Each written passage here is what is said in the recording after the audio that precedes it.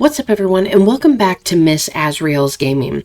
So we're going to jump back into Tavern Talk today. Now, it's been a while since I've played this game. Kind of don't remember what was going on. I think Fable is missing. Let's see. Melly, she came back. I guess she had been off exploring on her own. I forget, there was something she was doing. But she did eventually come back because everybody was worried that she had been swallowed up by the water that had the big wave that, hit everything in the land. But she did come back. And, yeah, so we're just going to hop back in because honestly, I cannot remember for the life of me what was going on. So it's just as much a surprise as it is to you. They are decorated still for the holiday season. That was the last update that they did. So, because I can see the little lights here. So we're on Act 3, The Twilight Flood, 21, Disaster Tea and Revelations, 31st of the Astral Moon.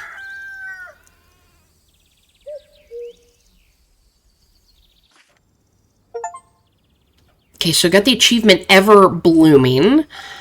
Oh, I didn't get to see the Christmas decorations on the inside, just the outside. Because I know, the last time I think I played was when they had the fall update and there were pumpkins and stuff like that. So I wish I would have done this a little bit sooner so we could have seen the stuff for the Christmas decorations. But we got to see the lights outside, so that works. Okay, welcome back. It's good to see you both again.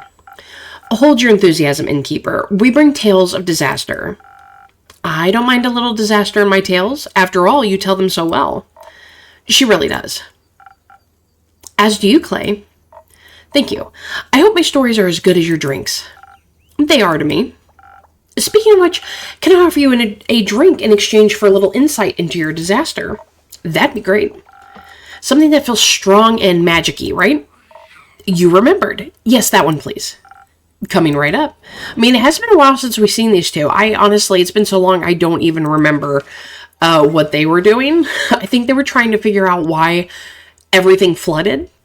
So, all right, let's go ahead. Oh, I forgot I got the recipe for cursed coffee. Silent Owl, Steel. These might be new ones. First Snow, Peak Sunrise. I think I picked this one up from talking to somebody. So we need a strength one. I kind of want to use this one, but I don't know if it is strength, and we're always using this regular stuff. This might need an ingredient, though. I feel like it does.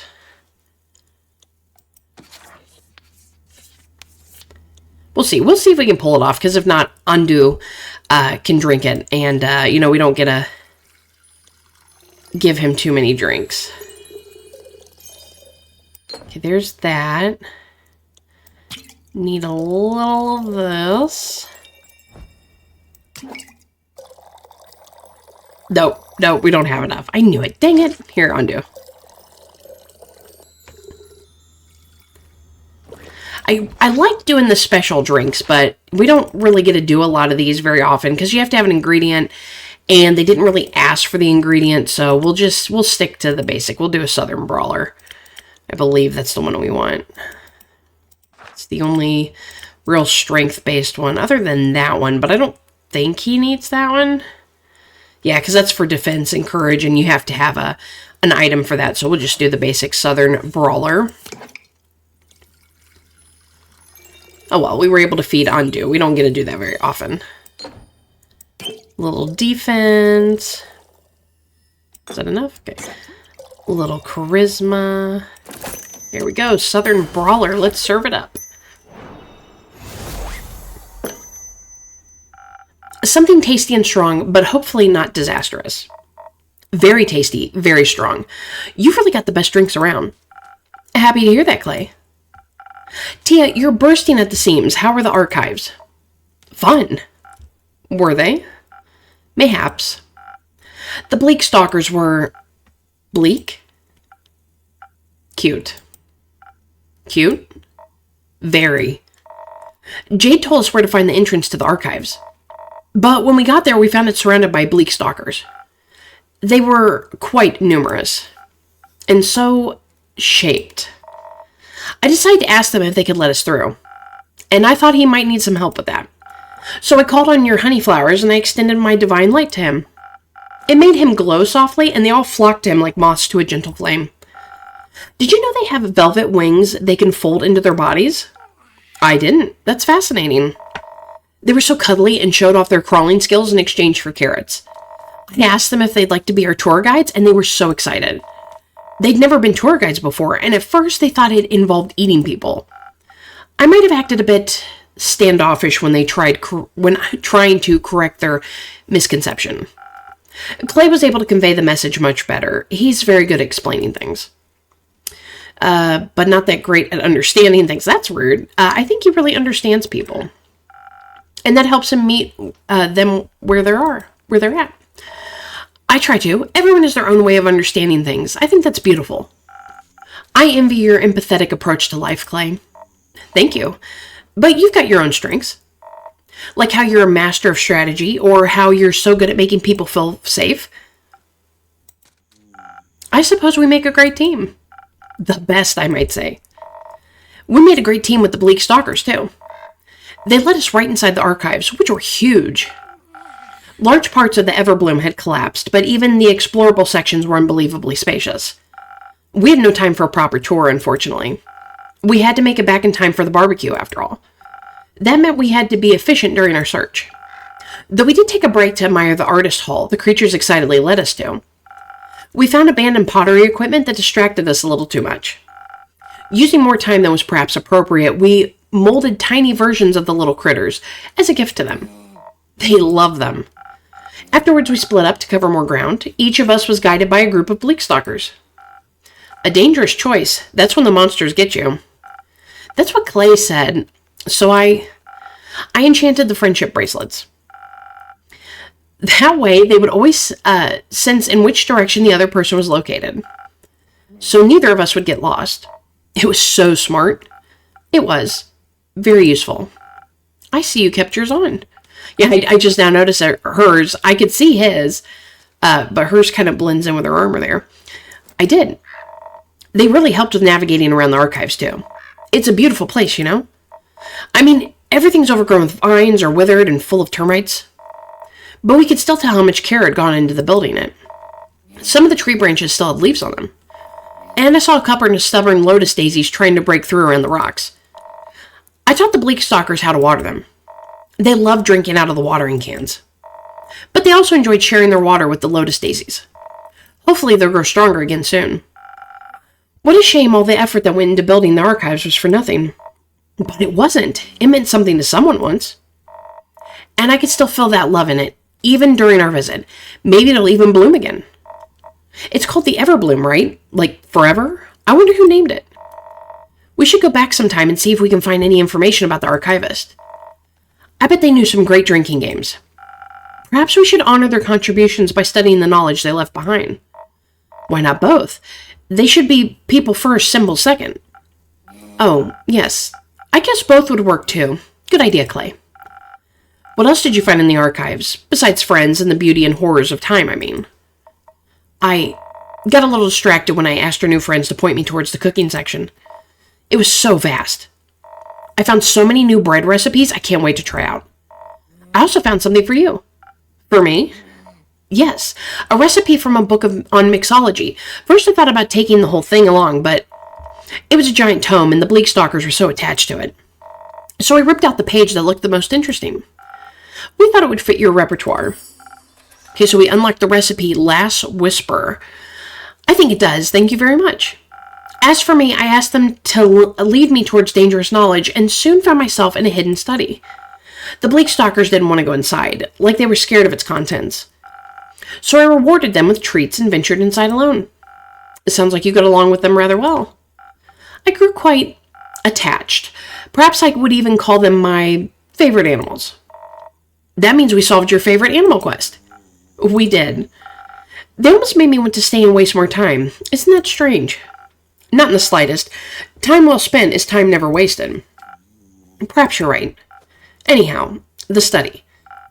It was a complete mess, full of scriptures, scrolls, and written ramblings that would be forbidden these days. A little exciting. And worrying. The papers I was able to translate spoke of the apocalypse, of the end of all of it. There was research on the roots of the ether tree and how to unbind them, written with shaking hands and fading ink. Was this more the scholarly or mad scientist type of research? Hard to tell. The lines tend to blur with blasphemy. Do you know a lot about the ether tree? Because Tia gave me a whole presentation about it. I wouldn't mind a refresher. It's a giant tree. Good start. A world tree. That means our world rests on it, in it, around it, somewhere.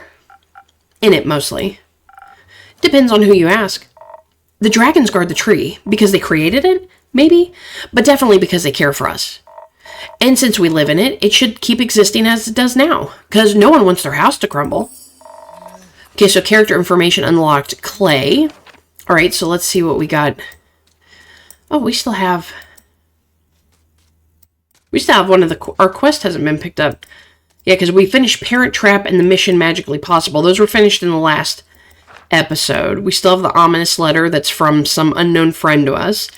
And the vegan dead has not been picked up yet. Alright, so let's see. Clay. Here he is. Okay, even a big guy like him needs a bit of encouragement and positive reinforcement sometimes. I think he and Miss Anwar are definitely a good team. They even have matching friendship bracelets. Now they just have to wear them. Clay also loves good food and would never want to miss a delicious barbecue. I'm with him. A lot of people would get hurt if something happened to everyone's home. That's true, but luckily for us, damaging the ether tree is impossible. It's larger than we could ever imagine. To us, it's really more of a concept than a tree. And the dragons defend it. Despite their oath of neutrality, they're no easy foes. There is one way. The sigils of Alcahest. The what now? The sigils of Alcahest. They're the key to destroying the ether tree, according to the scrolls I studied under the archive's candlelight. Are they some sort of spell? More of a manual to self-fulfilling prophecy, a way of breaking the cosmos in accordance with its own rules. For the tree to crumble, its foundation must be fractured. The 5 sigils of Alcahest represent the 5 dragons, each of which must be damaged to topple our world's balance. Only then can our cosmos reshape itself. The scroll spoke of experiments for creating a sigil, unsuccessful experiments. That's reassuring. Not quite. They were all unsuccessful back then. Next to the notes of old, I found others written on cleaner, newer parchment with unfaded ink. Much of it was incomprehensible, written in languages I've never seen before. But various sketches of whales caught my eye, as did altered frostbite scrolls. That sounds unsettlingly familiar. I fear that the starfall broke a sigil. By ripping holes into Cassiopeia's wings, it destabilized her flight. Oh, would that also be the giant wave? Was that a sigil too? If she's damaged any further, time could be sent into disarray. Meanwhile, the tsunami, like I heard, didn't just plague the archives. The waves broke down the barriers between the primordial sea and the twilight chasm in ways never seen before. So that's 2 sigils broken. That's not good. That's not that big of a deal. I mean, that's not good. If there's, what did she say, 5? 5 altogether? There's only 3 left. Those could probably be broken easily with the 2 of them gone. What an incredible understatement. Rude. Get that stank face off. To witness one such sigil fracture could be anxiety-inducing enough. Knowing it has happened to 2 will keep me up for many nights. It's not 2, it's 3. 3? Alongside the notes, I found an old map with fresh markings. All the names were outdated, but the intention was clear. Marked for the 5 interplanar portals. 35 years ago, their sudden appearance tore fissures into Gaia. I believe they were the first sigil. So is somebody breaking these sigils? So now there's technically 3 because that one was done 35 years ago, and now these 2 have been broken. So there's only 2 left. Bad, right? Very. Who could have done this? I don't know. And why, of all things? If the ether tree collapsed or even shifted from its perfect balance, the destruction would end us all. Who would want that? It's funny, oh my gosh, that's so funny. The bone on his shoulder is like freaked out. No one thinking rationally, that's for sure. These all could still be natural occurrences. I mean, it is possible, but what are the odds that it's a natural occurrence? I think it's somebody doing it. Okay, so no one thinking rationally, that's for sure. They might have a good reason for it. Maybe we can talk them out of it. I doubt it. Me too. Whoever it may be that's causing this, they only have 2 sigils left. Would be quite bad, right?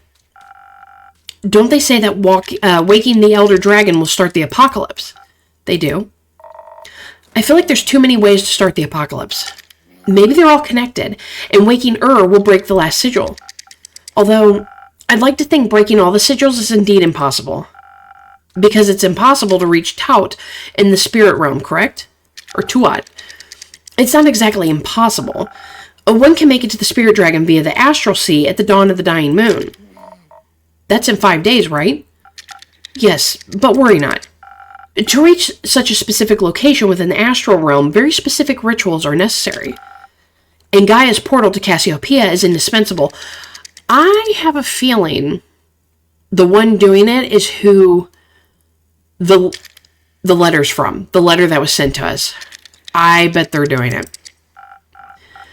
Said portal is located in and safely protected by the Aperture, the stronghold of the Order of Starlight. And its rituals must be performed with outstanding accuracy to withstand the treacherous astral currents. Only the highest ranking members of the Order are privy to this knowledge. And I guarantee you, all of us would rather die than aid in the destruction of this world. If the rest of them are half as stubborn as you are, I think we're well protected. Exactly. That's good then. The rest is worse. Okay, so unlocked rumors, breaking the sigils. So now we've added a new rumor to our board here. What's bad is that we don't know who's behind this. Or why. By the dragons in the endless horizon, anyone would desire something so vile. I can already sense your next quest. But can I offer you a drink first? Your throat must be dry from all the exposition. I wouldn't say no to a drink. Perhaps something that will keep my mind intact, defended from lunacy. I feel like I'm going mad. Say no more.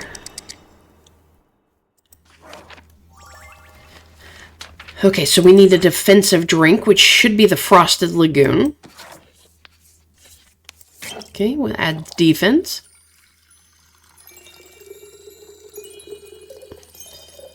My goodness, Andu. He's just so adorable. And I have noticed, just in case if you're interested, if you've been enjoying this game, they are making a plushie of Andu. I would absolutely love to have one. I might have to look into it. There we go, Frosted Lagoon.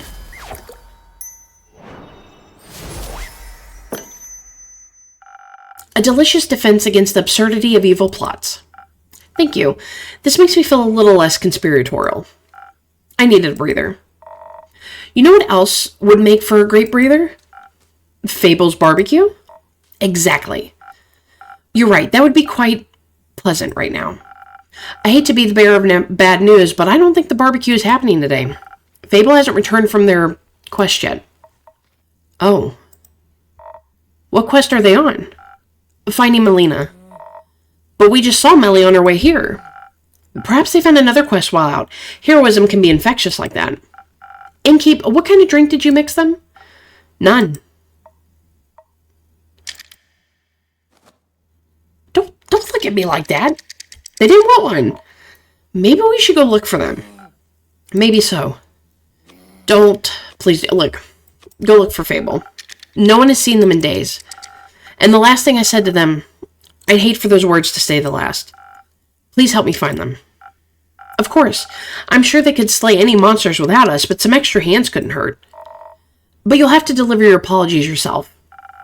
I'll slay that beast when it comes to it. Very well. But first we must solve our urgent sigil problem. I feel like we're just missing one piece. Hey, it's the vampire. We haven't seen him in forever. A piece of what? Cake? I'd like to order my usual cake, Innkeeper. I don't serve cake, never have. Oh, maybe you should.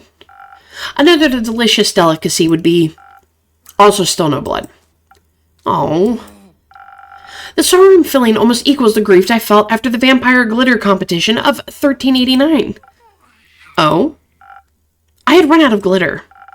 I could serve you one of my usual drinks to alleviate some of that heartache. That would be splendid. I'd like something to enhance my mortal strength. No shopping bag shall hold me back today. I'll see what I can do. Yeah, we have not seen Kyle in a long time. So we need another Southern Brawler.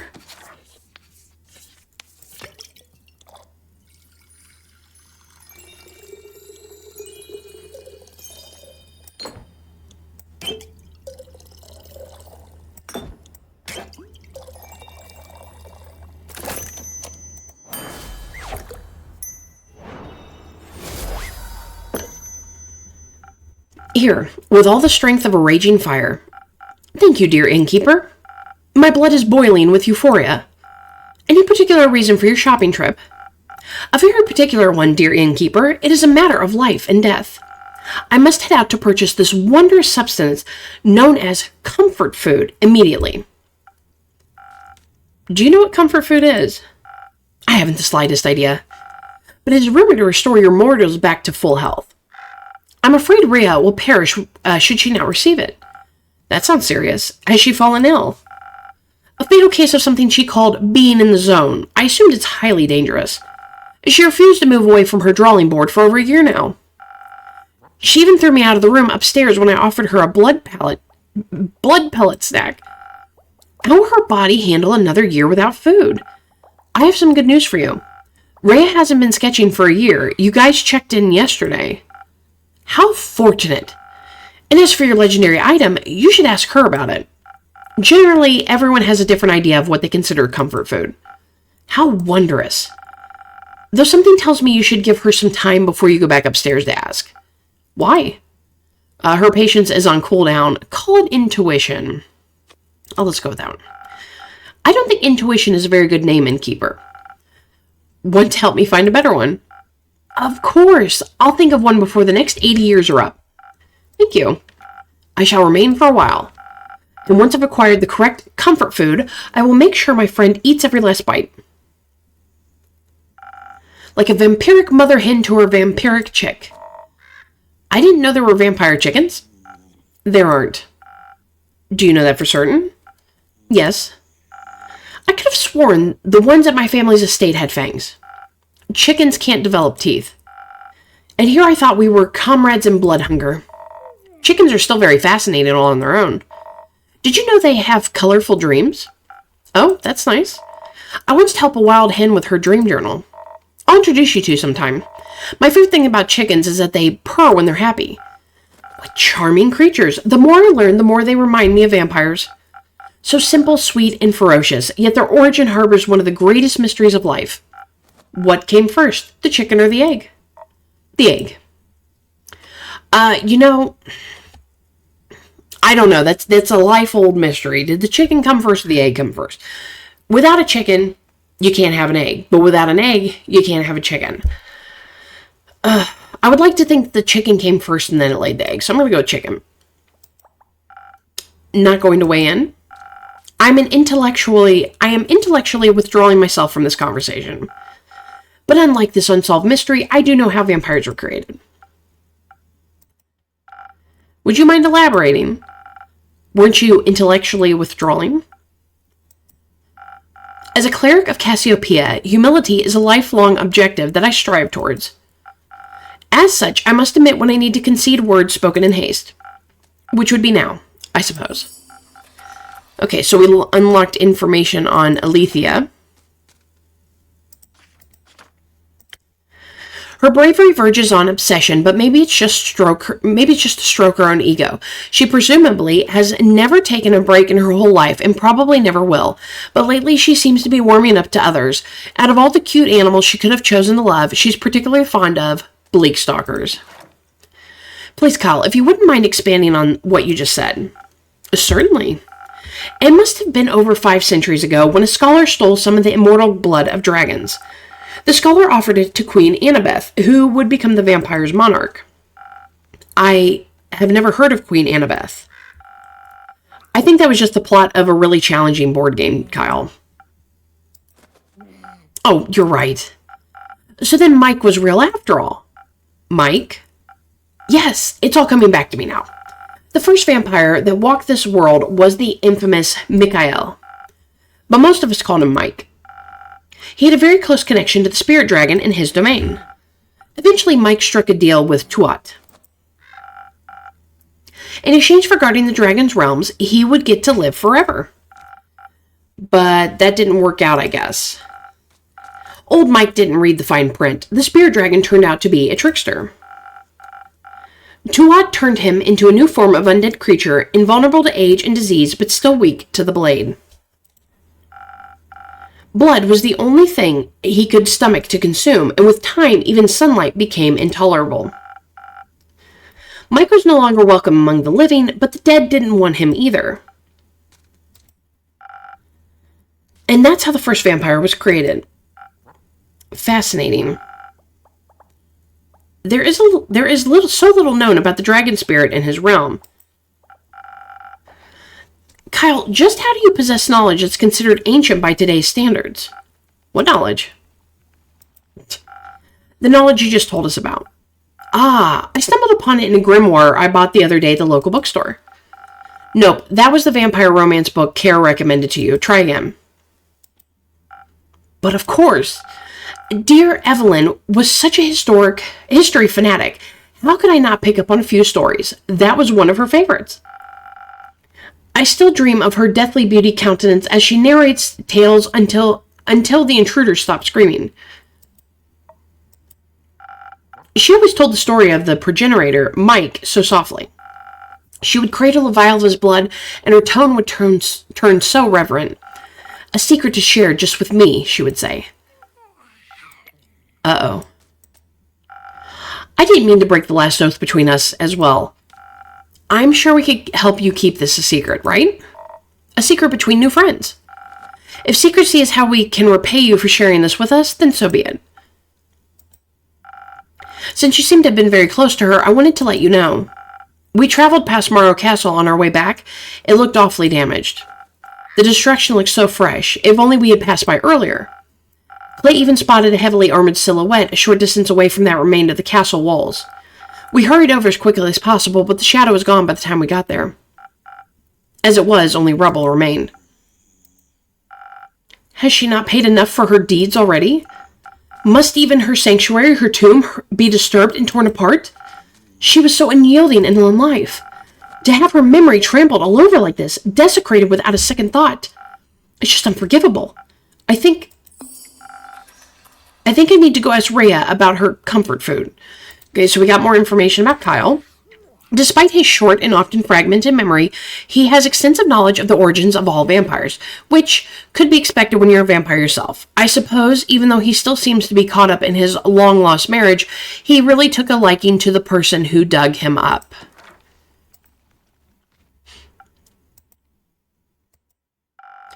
Let's give him some time to come to terms with what he just learned.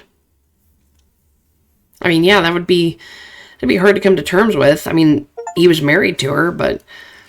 Okay, got the achievement unionized. Greetings, brave adventurers. Greet Morrow, Innkeeper. There seem to be a few more bones than usual with you, Scully. You observe correctly, my friend. They are wonderfully parting gifts, aren't they? Sure are. Care to bring me up to speed, Care? That explains woefully little, Scully. Okay, do you care to bring me up to speed? Nah, you'll survive being left hanging for a few more minutes. You're bullying me. You're bullying your innkeeper, Care. Patience, young innkeep. Scully's been waiting to tell you the story since he left the Pale Woods. I would try to compose myself. This tale deserves the crackling of every last one of my rhetorical knuckles. Let us recount our tale properly, Dame Carolyn. Hang on. I think I could go for one of your drinks first. That can be arranged. Something to keep my strength up. I didn't get to flex my muscles much during our quest. A good one might net you a story. No pressure, Care. Okay, so strength 1, we know what that is. Southern Brawler.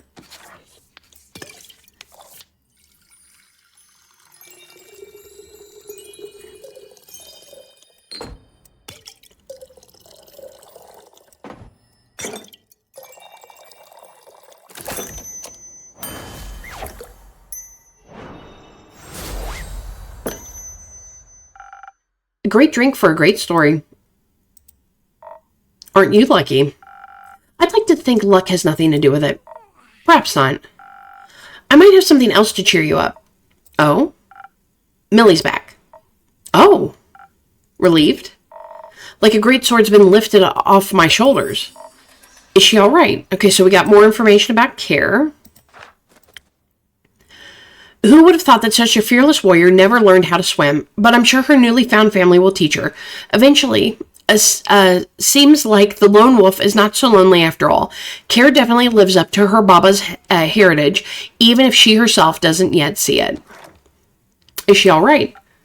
Yes, though you might prefer to see her yourself. She and Nils left me their address to give to you. Who? You know them. Right, got it. Only one person would fit such an uninspired name. They better have apologized to Melly or else. You'll have to find out the details for yourself. Just don't keep them waiting for too long. Don't need to tell me that. Fable isn't back yet, then? No. Sure are taking their time. Feel like looking for them yet? No. They're capable. Just my patience is starting to wear thin. You had some to begin with? You're pretty chatty for someone within great sword distance. Right. Can I interest you in one of my drinks as well, Scully? With an offer like that, my friend, how can a skeleton say no? Perhaps something to enhance my aura. I would like to do the proclamation of this tale proper justice.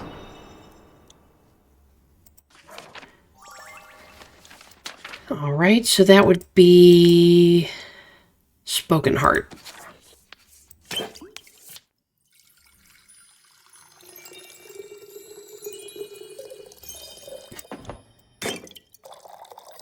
Oop, I think I did a little too much of the yellow one by accident.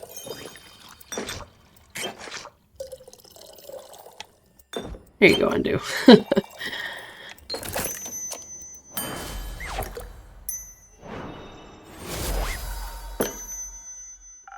Please enjoy. Oh my. They say manners maketh man, but this drink alone has invigorated me plenty. I can almost feel the warmth of flesh of my bones again. A pleasure to be of service. Our quest was confusing. Inspiring. My favorite flavor of quest. Not enough fighting, in my opinion. Felt like my muscles were wasting away on the way back here. But the most important muscle of all received a superb workout. The brain. Metaphorically for me, of course. I've been wondering about that, actually. No. We're not even going to get started on that topic. I do have to agree, my friend. Let's not get distracted. Though I would be delighted to share my theories with you, Innkeeper. Let me know when you have an hour to spare, or 5. Now back to the task at hand. We started by making our way westward, though our progress was slow. Any complications? Yes, quite a few. Before embarking on this journey, I was woefully ignorant about the plight of the Ferosian farmers, the less than ideal weather conditions, the flood that ruined a lot of crops, and now this pesky undead problem. I was stricken with empathy for their struggle. The least we could have done was offer up a means of transportation for any soul looking for a better life further north. So we switched carriages. 3 times. By the 3rd time we'd gotten so far off course, it took us a whole day just to get back on track, on foot. But once our hike was over, we did get to spend a wonderful afternoon with Dame Caroline's cousin, Lady Danica. That was nice, I guess. The cousin with the undead snail problem, yes? Did you manage to liven up that garden for her? Sure did. Just had to set out some cabbages to lead them somewhere we wouldn't be damaging any crops, and with just one magnificent strike, truly a sight to behold. It was just some undead snails, no need to have gotten so excited. To match the excitement, Lady Danica served us some positively delightful cups of tea. Better than any accompanying finger sandwiches were some new facts I had gleaned from observing the snails. Even lacking souls, they still displayed some pack behavior. They acted nothing like real animals, of course, but somehow I was struck with empathy for their plight. To unconsciously seek out a manner of instinctual action, despite the lack of anything to grant them a conscious objective. Is there a more transparent yearning for purpose than that? Oh my goodness, I cannot read today. My apologies. It appears what they say about old age is true. You can't help but philosophize. And you couldn't help but relate? In a way. One can't help but wonder whether any choice I make is truly my own or just a post-mortem reflex of these old bones. Perhaps even my thirst for knowledge. And yet your enjoyment of it seems genuine. Truly, Innkeeper, you have a way with words. Just lots of experience. Though that may be, my worries seem rather foolish now. I count myself as quite fortuitous that despite all the memories my memories lack, I can delight in learning it all again. Does it really matter, then, where such an urge comes from? Anyhow, my apologies, Dame Caroline. I completely derailed our epic tale. Allow me to make up for it by continuing post-haste. We departed after that lovely cup of tea and finally headed for the Pale Woods. Lady Danica provided us with a cart and a trusty steed, a cow with the most lovely temperament. Her name's, Lazelota?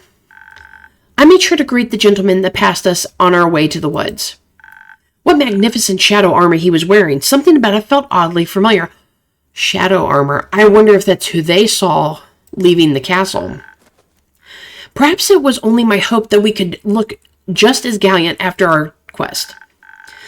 Lizeletta valiantly took us to the edge of the forest where maliciousness permeated the air we breathed. What he means is it stunk real bad. We left Lizeletta there, sparing her the stench seemed like the right thing to do. And forth we ventured.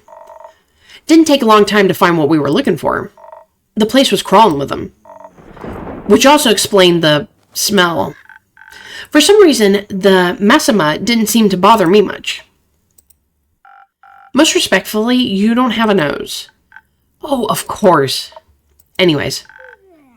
There was a veritable horde before us, an army of undead creatures shambling their way through the forest. One gnawed tree at a time. They were awfully interested in those trees, it's true. I was itching to tear into them. But remembering the plan, I stepped back, with a hand on my greatsword. The crucial part of a successful negotiation is that you don't go into it blind, and so we observed. The undead creatures were displaying similar patterns to those snails. They weren't just stumbling around senselessly. They seemed to be following a pack leader. A representative. That simplified things considerably. My first course of action was clear. I let Dame Caroline know of my intentions. Seemed reasonable enough. While I circled the group to get to the leader at the front, she remained hidden in the shadows of the thicket. I walked up to the leader, another skeleton, making sure I displayed an open and respectful disposition. I suppose they were not open and respectful in return. Nope. Before I could even react, the skeleton had bitten down on Scully's arm. Agony. Is what I would have said if I hadn't been protected by my frost armor and your excellent drink mixing skills. Always glad to hear my drinks are protecting my clients on their quest. My friend, your drinks are astonishingly potent. Maybe too potent. As soon as the undead creature bit down, their teeth shattered upon impact. The leader recoiled immediately. All the others surrounding us froze. The leader fell to the ground, cradling their face with their hands. Curiously, when they regained composure, their expression was filled with joy. Still no idea how you could read an expression on a skull. They were actually quite expressive for a skeleton. Okay, skeletons definitely do have expressions. They mostly express themselves through vibes. Let's go with that one. That sounds like some of your usual. But this time I'm almost willing to believe you. Excuse me, what exactly are vibes, my friends? Have fun explaining that one. I guess you can think of them as some kind of aura that someone gives off. Fascinating. That sounds quite powerful. Could one harvest them like magic? Let's get back to the story. The teeth shattering was quite worrying. It made me re-examine the bite marks on the trees around us. Particularly, the bite marks here were quite a bit more shallow than what had been seen in other parts of the forest. Which means all those undead creatures had severe dental issues. The leader was so happy because the frost armor chill was dulling their pain. The others' teeth were also in poor condition. And looking at their behavior, that seemed to be causing them severe pain. Coupled with their hunger for trees, it became a never-ending cycle of suffering. It should have never gotten so bad. I asked them why they hadn't reported the issue to their necromancer. It was clearly starting to impact the fulfillment of their objective. That got them really heated. They tried to rip Scully apart again. But Dame Caroline skillfully resolved the situation with a bit of intimidation. It turns out they didn't even have dental. Caroline? I'm with Scully on this one. They had no benefits. Nothing. They were just expected to be quiet and follow orders. That doesn't sound right to me. It's a scam. That's what it is. No sick leaves, no compensation, no PTO. They didn't want to hear it. That's so funny because I've never heard of like zombies and undead needing PTO. We're doing what we love. We don't need any fancy benefits. But you should have seen the state they were in. They couldn't even take a proper chomp out of the tree's outer bark anymore. What would happen when their teeth deteriorated even further? Their necromancer would replace them with another undead creature in a heartbeat. That was when Scully really got to him, I think. The words were just pouring out of my mouth, and I was elated they were the right ones. The light reflecting off the frost armor really dazzled him, too. Any skeleton worth their calcium should be able to acquire such armor.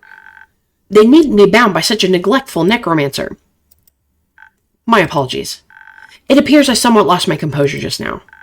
You might soon be contacted to host the first UFU gathering, Innkeeper. Union for the Undead. UFU 1755. Never forget your roots. They're welcome to visit any time. I think they really want to improve their situation. Most respectably, they promise to leave the Pale Woods alone as well. One of the UFU's goals is to find a more sustainable way to deal with their obsession eventually. They're heading for their necromancer now. There are a bunch of demands to settle. They graced us with a great deal of parting gifts before we left. We got the helix that broke off one of them when they attacked Dame Carolyn.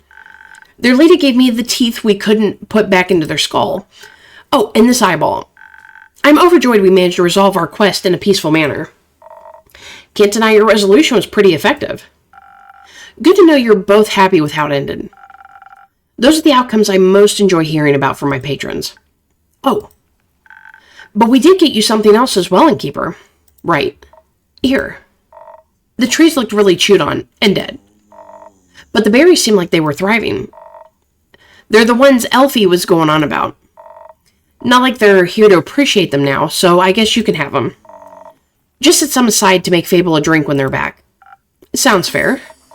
Okay, so we got the infusion unlocked Ghostberry. Also, while I was plucking the berries, the spirits of the trees gave us a little keepsake, because they were so glad we stopped all the 9. Sadly, I don't have any more storage space left in my hat, so we wanted you to have it as well. Now we can always indulge in sweet memories whenever we visit. Okay, so they gave us some item. It might be over here. We'll have to check and see what we got.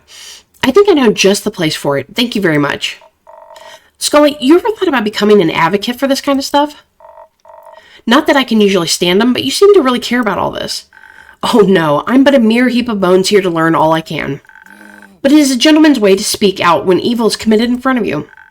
So I don't suppose I will stop doing just that anytime soon. It sounds good to me. I still wonder what all those undead creatures were doing there. No idea. We didn't ask. Hunger? Seemed to be heading north before we talked to him. Maybe they were searching for more trees? The Pale Woods is one of the largest forests in Phoecia. I don't see a reason for them to leave the area before it was barren. Unless they were ordered to.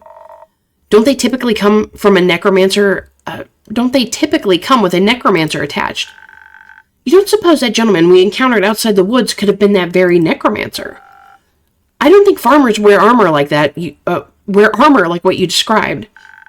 Oh, if I had only known what a dastardly negligent necromancer they were, I would never have offered them a greeting. Just realized where they could have been headed. It's true, there aren't many woods around here that compare to the Pale Woods, but that giant root in the capital must look pretty good to some tree-obsessed undeads. There might be tons more headed there now. Indeed. Okay, rumor unlocked, high fiber risk. Just to clarify, you believe hordes of undead creatures are marching towards the capital? Well, towards the roots would be my guess. I see. They're headed towards Themis to gnaw at the divine roots, as if to fell the ether tree, have a tea party. Nah, fell the tree. Precisely. Not that such an action alone could destroy the whole thing, but it would certainly do some damage. What in the are you talking about? I love that the curse words are covered up with the thunder sound. It's so funny. As I just stated, someone is trying to destroy the ether tree. The starfall, the primordial flood, even the interplanar portal, it's all part of a big plot. Was that not clear? No.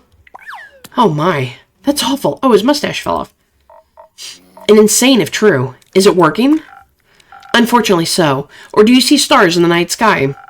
And we don't know who's behind it yet either. Well...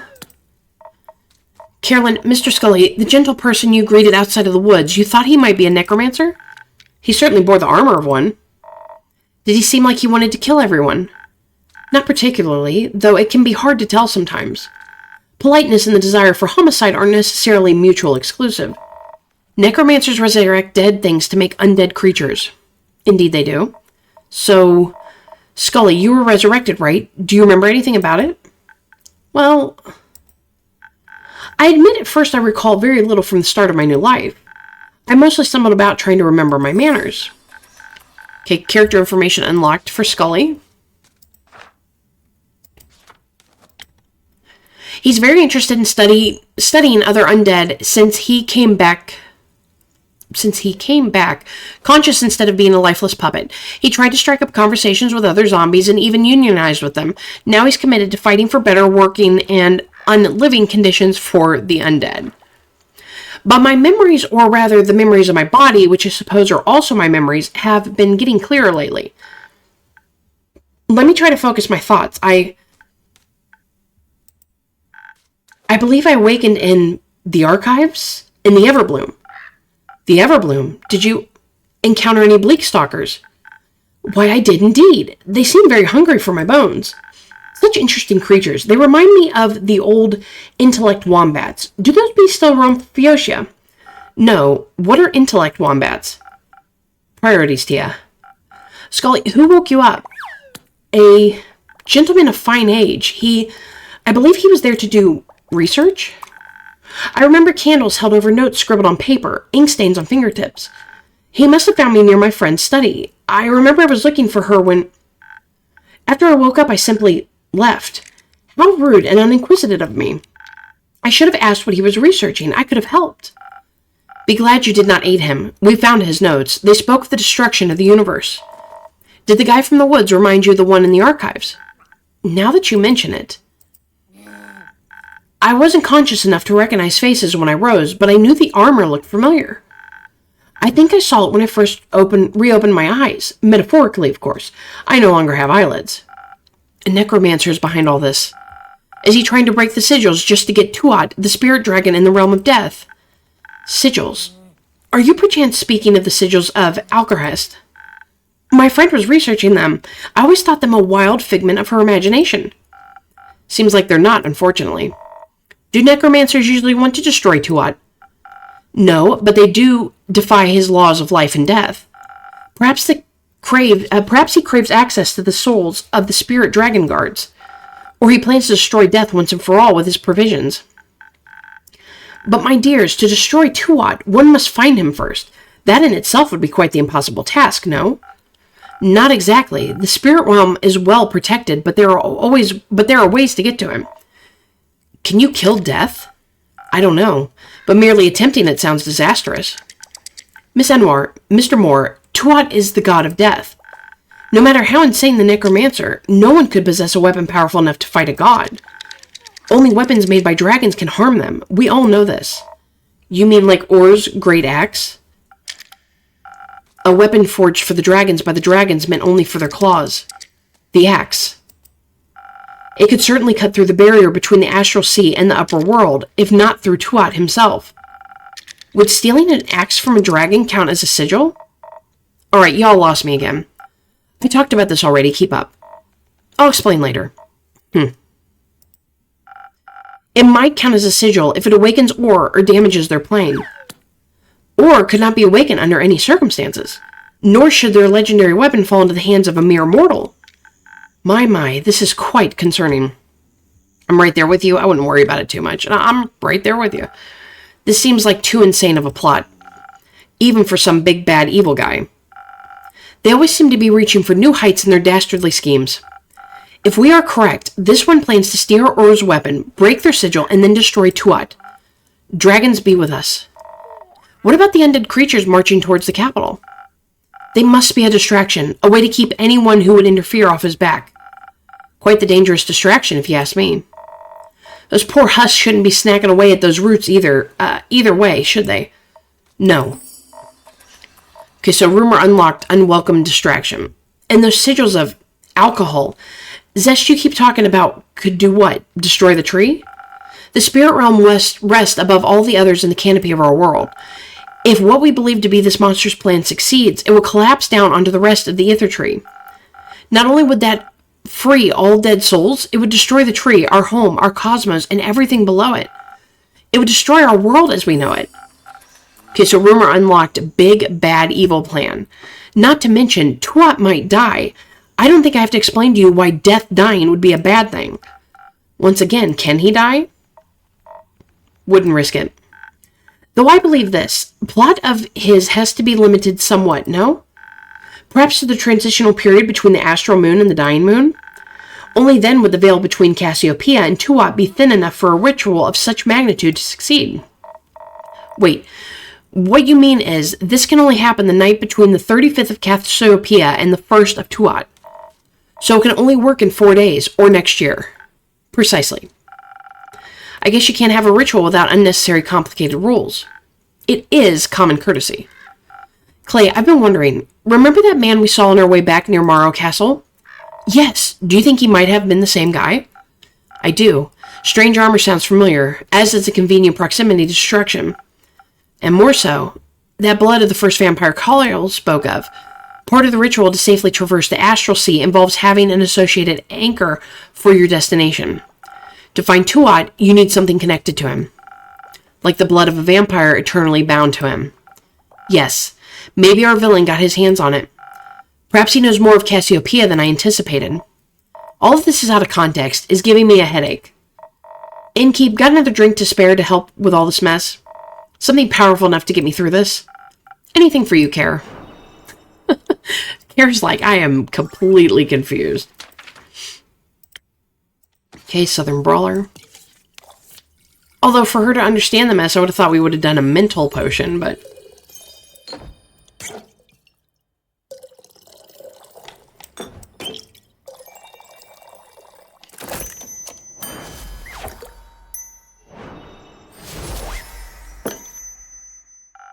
I put all the strength I have into this drink. Enjoy. I think you just put parts of my sanity back together. Thanks a lot. Anytime.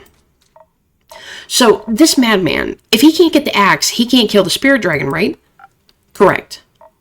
Great. Let's stop him from getting the axe then. Great idea. I know. Now, how do we do that? Well, first the necromancer needs to find it. For that, he'd have to get into Or's realm. Thanks to the portals, that is entirely within the realm of possibility.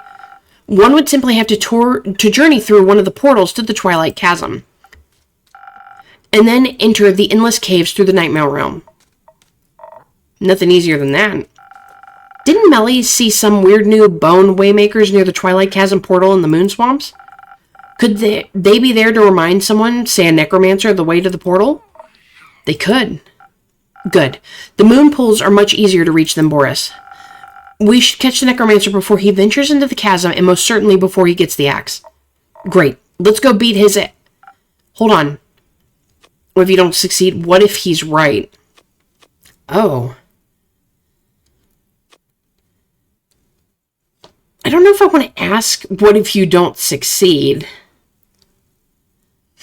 What if he's right? Oh man, I wonder if this is one of those choices that's going to have it's going to be complications. Like it has something that's going to happen if I pick it. I'm just going to say, what if he's right? Pardon? I mean, what if there's a point to all this? No one goes this far for nothing, right? Plenty of people do horrible things for terrible reasons. And even noble reasons don't mark horrible things good. Regardless of our sympathy for his motives, we shouldn't rush into this immediately. This all calls for a backup plan. If we don't manage to stop him from getting the weapon, we stand no chance in the fight against him. Even your divine strikes would be no match, Miss Anwar. That is true. We would need an incredibly powerful weapon to match his. Not sure if it's enough, but I do have the sword I got from my baba. Let me see it. This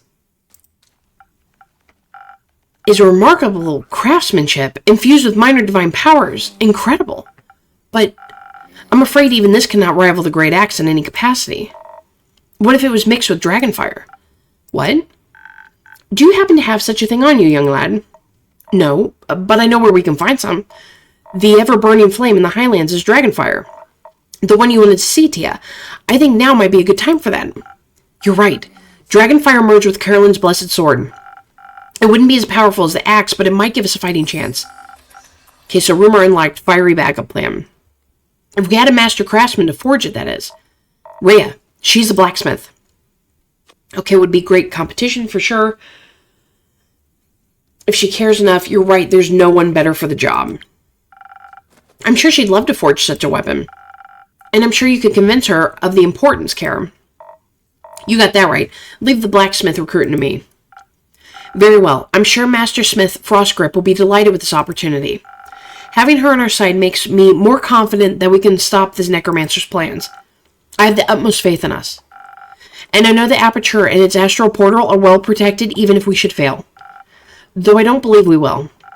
Because I know I'm strong enough to best this battle, and that Clay is as well. And the others too. Yes, the others too. I'll be honest, I'm not sure if the four of you will be enough. Don't worry, there's a lot of people we can ask for help. Like you. Like me. Ask away, I'd prefer if you kept me out of this. Okay, ask away. I knew we could count on you. You collect everything we talk about, right? I try my best. Could you write us up 2 quests for all this? I think we could split our resources so we get the backup plan going at the same time. Good idea, young man. Plus, that'll give us an excuse to have your drinks help us. Not that you need an excuse, but I appreciate you following my rituals. I'll see what I can do. I should have something written up first thing in the morning.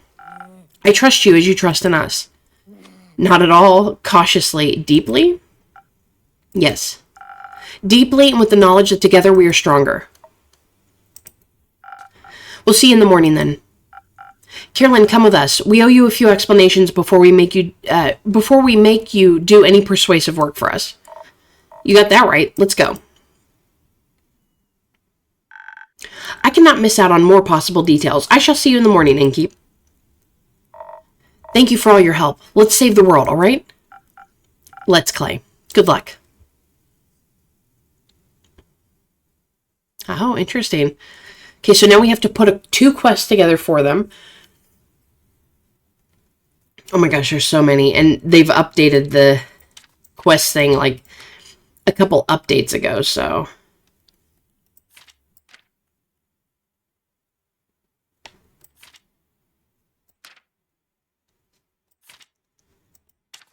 Nope, not that one. But this one has the axe. This one talks about the axe.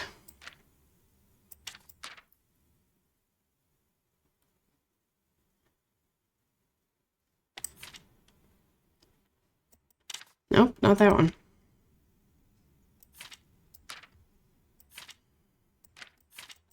There we go. I knew it was something with her sword or the axe. Okay, so Heir of Dragonfire. Only a weapon forged Dragonfire could ever dream to hold up against the legendary Great Axe of Ur. Luckily, a temple in the Highlands houses the ever-burning flame, an ancient gift from the dragons that'll come in handy right about now. And what better sword to reshape this flame than another gift from the Realm Keepers, an heirloom passed down to Carolyn with heroism scorched into its very essence.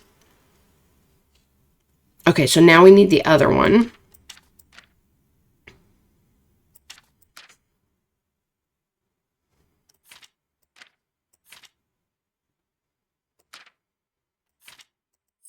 Aha, got that one the first try.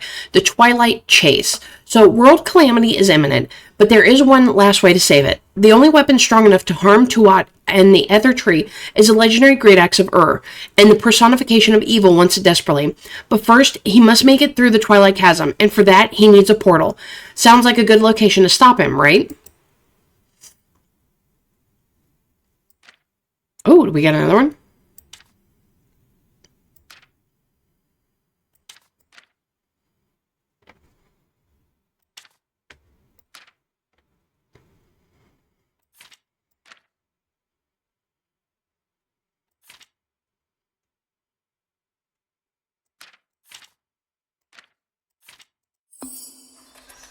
The Dead Parade.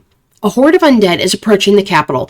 Their insatiable hunger for the local flora leads them to the exposed roots of the Ether Tree, and therefore to the capital of Themis, since it lies nestled in the safety of the roots. This is a mere distraction so the necromancer can fulfill his true plan, but the undead still must be stopped before they hunger for flesh once more. So we've only got 2 post-it notes left. Alright, so we're feeding undo. Cleaning up. And blowing out the candles.